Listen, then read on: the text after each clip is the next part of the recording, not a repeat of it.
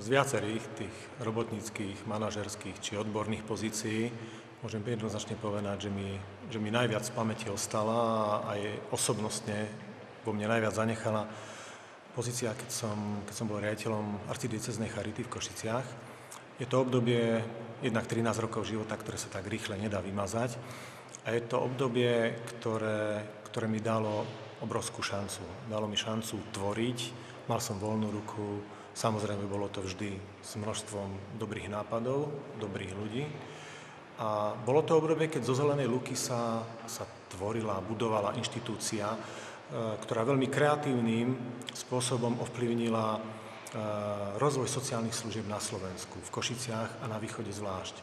Bolo to obdobie, keď z jedného, troch zamestnancov sme sa rozrastli na organizáciu, ktorá mala 350 ľudí, ktorá mala 80 miliónový rozpočet, z ktorého aspoň 50% bolo potrebné vyzbierať, vydránkať, niekedy doslova vyžobrať.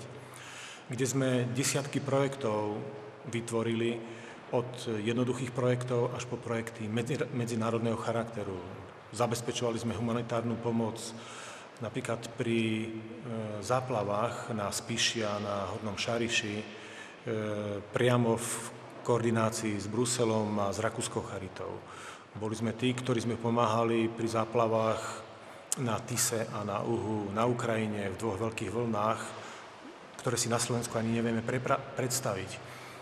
Spúšťali sme na charite mnohé zdravotnícke a sociálne projekty a toto mi dalo priamy kontakt s ľuďmi, ktorí boli mladí, silní, úspešní, s ľuďmi, ktorí boli už na sklonku života, s ľuďmi, ktorí zomierali, alebo s ľuďmi, ktorí boli na ulici, bezdomovci, s ľuďmi, ktorí boli závislí na rôznych závislostiach, či to boli gambleri, či to bol alkohol, alebo to boli drogy, s ľuďmi, ktorí mali úžasné rodiny, ale onedlho boli rozvrátené. A toto je životná skúsenosť, ktorá sa nedá ničím kúpiť, ktorá sa nedá len tak ľahko naštudovať.